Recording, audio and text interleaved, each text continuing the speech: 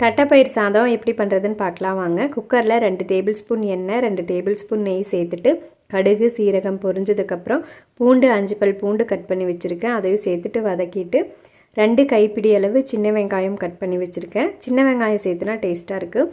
அதுக்கப்புறம் வரமிளகாய், கொஞ்சமாக கருவேப்பிலை. நான் 2 டம்ளர் அரிசி எடுத்திருக்கேன், அதனால் பழுத்து தக்காளியாக 4 ஆட் பண்ணியிருக்கேன். உப்பு சேர்த்து இந்த அளவுக்கு வதங்கி வந்ததுக்கப்புறம் கொஞ்சமாக மஞ்சத்தூள், வீட்டில் அரைச்ச குழம்பு மிளகாத்தூள் 2 டேபிள் ஸ்பூன் ஆட் பண்ணிக்கலாம்.